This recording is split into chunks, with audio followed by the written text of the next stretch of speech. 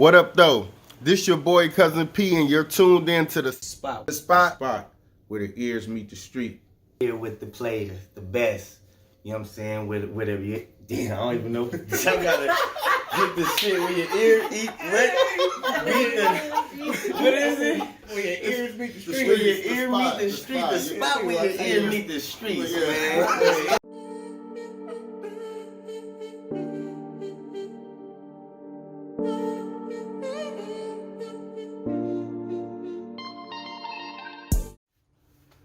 What up, though? This your boy Cousin P, and you're tuned in to the spot where the ears meet the streets. I got a special guest. I'm going to allow him to introduce himself. What's up, man? It's your boy Bigg Mann. Ghetto. Like my C's be on a mission for chicken, so daddy cooking. I need you to book me and just quit looking. Yes, I'm the illest, the realest shookin'. Kiki took us out our element, just looking. Top rappers, pop song, I want Pac back. Where Cube in the Chucks in the West at. Tell me how a fake act spit the real facts. And you fuckers gon' believe it, it's on Instagram. A little hardcore, the crack era raised me. Yo, with the nonchalant bullshit, can't play me. Wool over eyes, they shady. 180 now, back in the beat, but I was leaving. Got the Hey, so tell me, how did you, that's your stage name, nickname, Bigg Mann. How did that come about? Shit. That came about when I was in high school. Mm-hmm. I used to go to Hiram Johnson. Shout out Warriors. Let's go to Johnson, and they started a high school fraternity. Okay. And I was big brother, big man. You know what I mean? So it just kind of stuck with me. You know, and of course, big guy. You know, so it just rolled with me out of high school and then into the music. Okay, dope. How long you been doing music? Because I remember you. I met you like back at Rap Show. You know what I mean? In Silk too. You know what I mean? It'd be that one dude with hella loud like, yeah, dog. I'm like, who the hell is that all through the?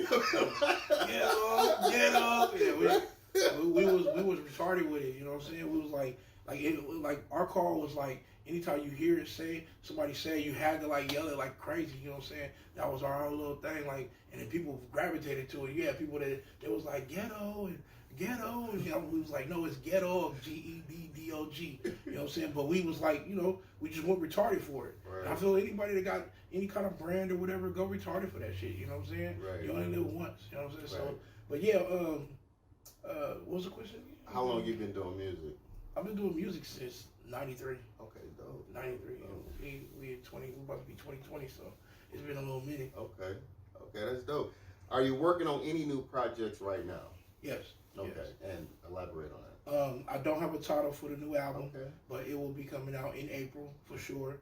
Right now, we're working on Minarski's album. That's one of my artists. Okay. And then we're working on Almighty D. That's my son, DeMarco Jr. So Okay. we're working on his coming out in February.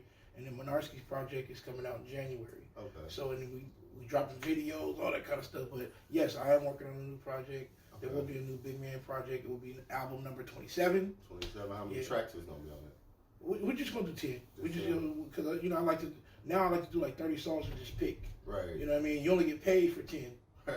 You know what I mean? So when I first started off, I used to do the 23 songs, the 17 songs on the album. I don't do that no more because I don't know if I told you I do got a deal. Okay. You know what I'm saying? No, So yeah, Sony / The Orchard. Okay. You know what I'm saying? Through Carlos. Yeah, so I don't know if you know who Carlos is. Basically Carlos, he got me that little deal. So they redistributed all 25 of the albums. You see what I'm saying? So the 26th album, that was the one I did with RBD. That's me, Remy, and Deucey Nichols. Okay. So that was the 27th, and then I've been working on this album for a little minute now. Like the songs are pretty much done, but I'm just trying to see, you know, just soak up the game that's out right now, and then see if I can make sure some of that music is blending in to what today is, you know what I'm saying? Because I always go back, rewrite stuff, or just try to make things a little bit better. But yeah, man. No, so that's dope. So one thing stuck out that you just said. You said you only get paid for 10. Yeah. Like, elaborate on that, because I'm like, okay, I didn't drop shit with 13 souls, 50. Yeah, so what are you talking about? Some giving away? Any label, any label you go to, they're only gonna pay you for 10 of the songs that you put on the album. You know what I mean? Like you're not going. You could get paid for your singles. You know what I'm saying? So once you got 17 songs on the album, you upload them on iTunes and people buy them separately. That's cool. You know what I'm saying? But if they buy the whole album, you know what I'm saying, and you're not the distributor, you're only getting paid for Like if you're not your own distribution, go through TuneCore, DistroKid. Okay. If you're not your own distributor, the label only gonna pay you for 10 of the songs. That's just standard. It's standard in any contract or whatever. So that's crazy. So what happens to the others? So say you put 15 songs, it just still I mean, they're gonna pay they're just gonna pay you for the 10. Just 10. You know what I'm saying? So you're giving up money. You know what I mean? Like especially if you're going through a label to do that, you're definitely giving up money. You know what I mean? That's definitely good to know. I never knew that. That's good to know. Yeah. How would you describe your song? My sound, I feel it's like a. I would say retro, but I could do anything like from today to yesterday. You know what I'm saying? Right. So, I've been told, you got this, you got the golden voice, or I feel my flow is like a caveman flow. It's like, how they club a bitch over the head, drag her by the feet, and go fuck. You know what I'm saying? So, it's wild, but it's not like go rape a bitch like that. It's just like the style of it is just really blunt and direct. You know what I mean? It's not like I don't worry about punchlines. I don't worry about form or formula or the norm. I just do like what I do, and then that should be coming out the way it come out. You know what I mean? And I'm the same. Like I'm not a punchline rapper. I feel like if you speaking real shit, punchlines is not needed. You know what I'm saying? That's not needed at all. People gonna rock with it. That's definitely dope. What are you hoping your fans get from your music? Man, if anything, I hope that it teaches the weak to stand for themselves and say something. You know what I mean? Or if you're stronger, if you both weak, but one of the weak people is stronger than the other weak person, hopefully that weak person speak up for that other weak person. It's just something to get up and stand on, like, because if you don't stand for something, you fall for anything. Yeah. And the way this world is, it's hella crazy. I want to bring inspiration. I'm real big on positive. I know you see on the social media, positive energy from me to you. You know what I'm saying? I got the clothing line of the saying, and I'm just trying to like change everything. A lot of people know where I'm from, how I got down. You know what I mean? The things that I know for a fact that I regret, or that the horrible energy I've put out in the past. Where now is just trying to redirect shit. You know what I'm saying? Right. No, I definitely respect my that. bad. And I understand. wasn't supposed to cuss. My bad. No, you can cuss. Yeah. Okay. Yeah, motherfucker, you can cuss. Okay. Well, shit. Okay. All right. No, you can definitely. Now. Okay. You definitely can cuss, man. What influenced Bigg Mann? What influenced you, like in life, and that inspired you to make the music that you make? Honestly, my mother was a big inspiration to me. Okay. You know what I mean? Like, I watched her struggle, like as a single mom. Mm-hmm. Just growing up, taking care of me and my sibling, and she just like rocked with us no matter what. No matter what state of mind she was in while she was raising us, she just like she showed us love. She showed us, to go get ours, to make sure, like we were, to make sure we was on point with, handle our business, because if you handle your business, all that personal shit, it goes to the side, like, you know what I'm saying? So, like, yeah, for real, like, see that, because that's how she used to say it. She would tell me, like, I'd be like, Mom, why you doing me like this? Because if you handle your business, you know what I'm saying, you wouldn't be in this predicament if you didn't handle your business. See, my mom, she's from Frisco, Hunters Point, you know what I'm saying? I was born in Frisco, but I was raised in Oakland, and then moved out here when I was 13, you feel me? Like, truth be told, Pac used to sell my mama dope. Damn.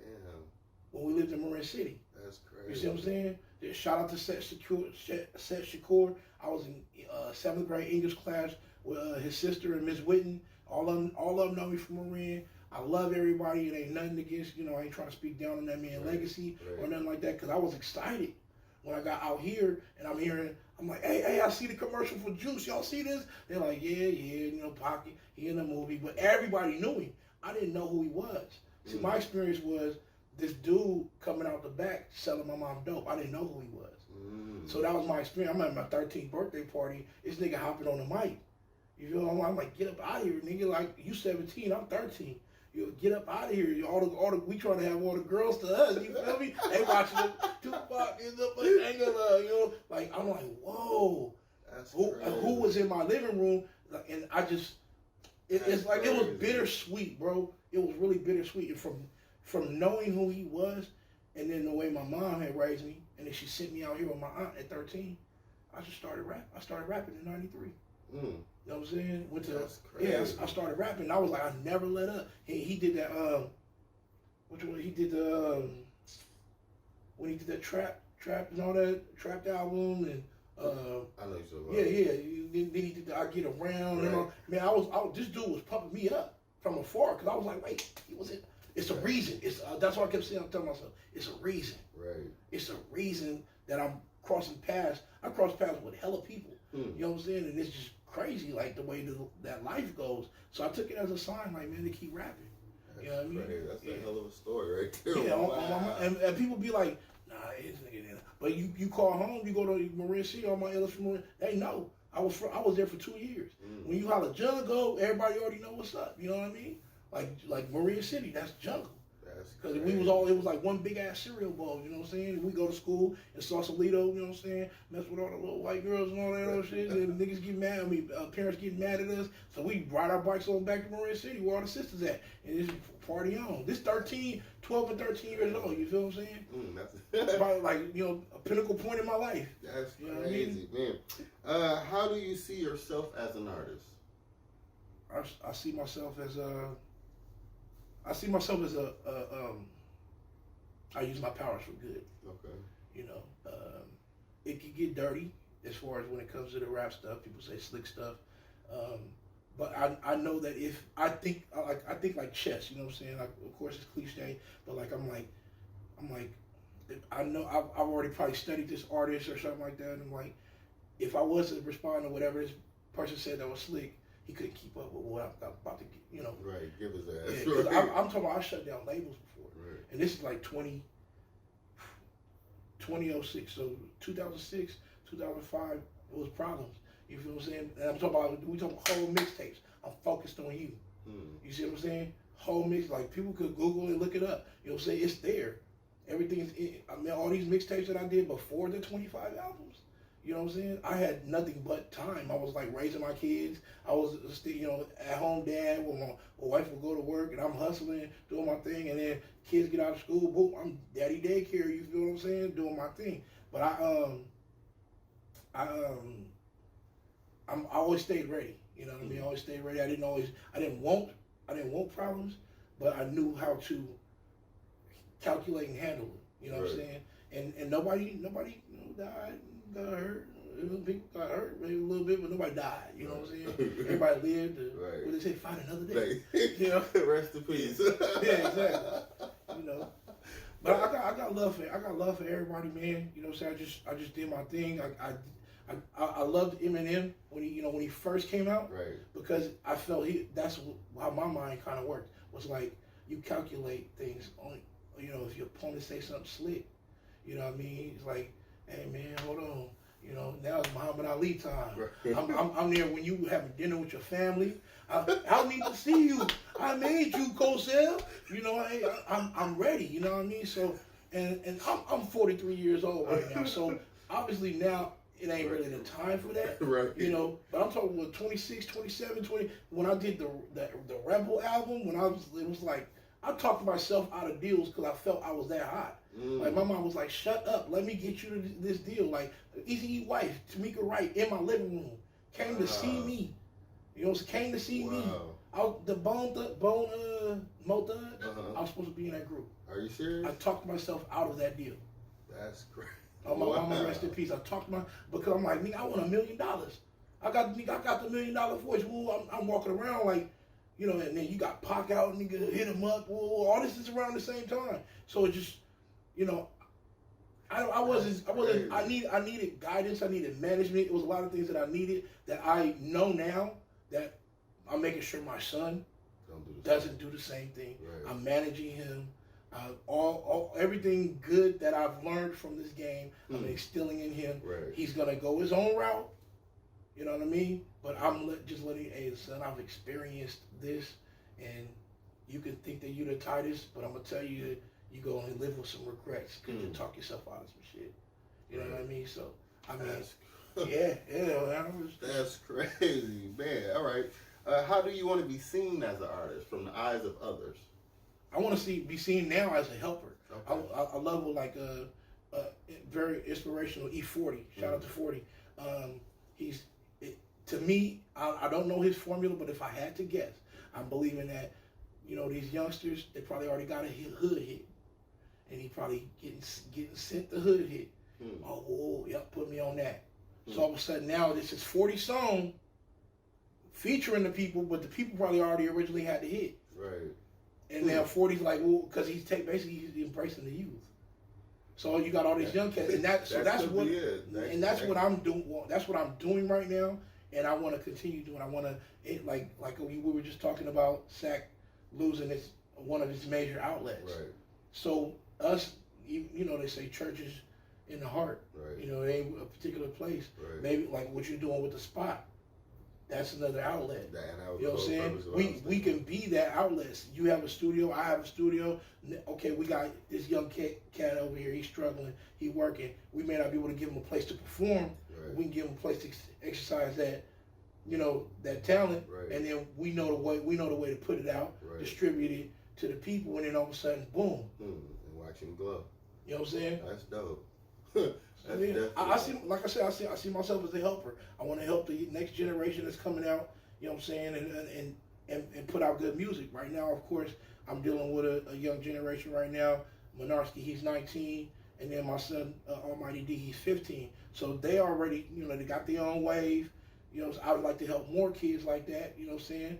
Your grades got to be good. If your grades ain't good and your parents ain't involved, I can't mess with you at all. You feel what I'm saying? So, like, you know, my son, he just shot a video the other day. He like, Dad, you know, my friend gonna show. I said, well, his parents either gotta come or I gotta meet them, or right. You know, I gotta need parents' permission. You know what I'm saying? I'm not. You know, some parents will be like, oh no, my friend, my son or daughter's friend is over here, and you ain't never talked to the parent. And, you know what's going on in that household? Hell no. Right. See, yeah, that's that old school parenting right there. I need to meet them, you know what I mean? Or show me where they live. I need to see for myself. No, that's definitely real. Okay, next question. What do you feel you bring differently to the city of Sacramento? No filter.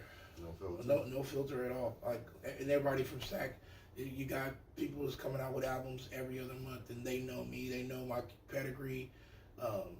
I've been uninvited to things, you know, because I have no filter, like yeah, and I've been with conglomerates where, I mean, I'm sure you've seen it, but I'm not gonna say no names or whatever. Right. But I've been with conglomerates where I know, okay, I go do a show, and then all of a sudden everybody like, hey, who that big dude? Or whoa, that dude was, and then it's like I'm sitting there like this, like my kind of with my head down, because I don't want to be like I've already did that and talked myself out of. Right. Predicaments, but you never outshine the master. You see what I'm saying? Right. But when it comes to being on stage, I can't dumb my performance down. Right. I don't know who the crowd watching. Right. That's what my mom's taught me. She said you don't never know who watching. Right. So 1 to 1 million people, whatever in the crowd, that's what I'm performing for.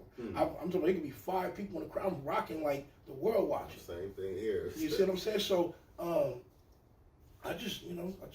it's odd, man. It's odd. I'm not saying I'm no big superstar, but in my mind, it's lonely at the top. Right. You know what I'm saying? So I'm just, you know, taking it day by day. I can't complain about my situation or nothing. I've been blessed, you know, highly favored. I'm a, you know, God-fearing man. You know? No, most definitely, man. Okay. Final question. Where do you see yourself 5 years from now in life and in music? In life, I see myself having my own farm.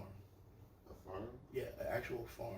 Dope. Growing my own food, cultivating the land. That's dope. You used to hear that from old people that's like in their 60s. You know my people from Minden, Louisiana. Okay, so okay. And then they migrated out here to California. So I, like, you come from our ancestral roots it's in our DNA to do certain things. Right. You know what I'm saying? Like, I'm big as fuck. You feel what I'm saying? But I have the mind of a trainer. And it may sound funny, but the thing is like, it's sad when a person knows, because what's in the past kicks in. Right. You know what I'm saying? Say, you know, in Africa, they were living from bush to bush, so they eating the berries, they eating the nuts. And what are we supposed to eat when we on a diet? You know, berries, in between nuts. The berries, the nuts, in between the meals and stuff. So our ancestral DNA, all that stuff kicks in. So that's why I'm like, I just want to live off the land. You know what I'm saying? Give me some animals. You know what I'm saying? And you know, hopefully, you know, be happy. You know what I'm saying? Just be happy. Whoever want to come on the forum, you know what I'm saying? Like, you know, you got to make sure you capable of being family, but you know. Right. Yeah, that's what I see. In a rural area, you know, maybe my closest neighbor, maybe a half a mile away. You know what I'm saying? Somewhere, well, maybe a quarter of a mile, because if you're screaming, I want to make sure if somebody's screaming, at least somebody can hear it, you know what I mean? I don't want to be too far away from people, so I don't want to be too close to people. You know what I'm saying? You know, you feel me? Give me a tractor. I want to do some different stuff. Still be rapping in the barn, all that kind of stuff, and then, you know, I want to be going, by that time I want to be going on tour with my son, managing him. Both my sons rap, you know, so hopefully my oldest one want to get back into it, because he's dope too. Shout out to Willie Black, you know what I mean? Mm-hmm. And then my artists, you know what I'm saying? Hopefully, as far as music, 5 years, I want to be in, you know, in the picture to where I'm making sure things are happening for these young artists that didn't have the same kind of direction that I had. Because everybody that picked me up, not everybody, but shout out to the people that did help me, that laid money on the tables, like I believe in you, all that kind of stuff. But, you know, I want to be able to like help a lot of these new artists that don't have that direction that they need. Because I was put on the back, that's what I was meant to say, I was put on the back burner a lot. While I'm watching other artists that I'm like, I can murder this dude. Right. Not physically, but I'm talking about, I'm like, I got this. Right. Put me in the game, coach. Right. You know, and I don't regret it because it was a learning experience. So I took it on the chin a lot. You know, and now I got an opportunity to where I'm watching these youngsters they're like me, put me in the game. Yeah, come on, I got you. I put you in the game. Go get him. Go get him. And right now that's my son and Minarski. And then shout out to Balance, dope ass producer, and he sings and he raps. You know what I'm saying? So yeah, off top, man. I got a squad. We quiet, we content. But when we put out music and videos and go through shows, we make noise. Right, as you should, man. Yeah. But that concludes all the questions, man. Thank you for coming out to the show. On top, Cousin P, man. Look in the camera and shout out your information in case anybody see this video and they want to find you. Oh yeah, you can find me on IG. That's Bigg Mann 916, BIGGMANN 916, or you can go to my YouTube, Bigg Mann TV, BIGGMANN TV. Or you can go to Core Media Films. You could, you know, hashtag it, spell it. Everything's connected. Or you could just Google your boy. Google Bigg Mann, 2 G's, 2 N's. I love all y'all. Positive energy from me to you. Shout out to Cousin P for having a spot, putting everybody up on a platform, because platforms are being taken away from us right now as we speak. And y'all youngsters, holla at us OGs, man. Especially the OGs that's out there willing to help. Y'all OGs help this youth, man. Right. Ghetto.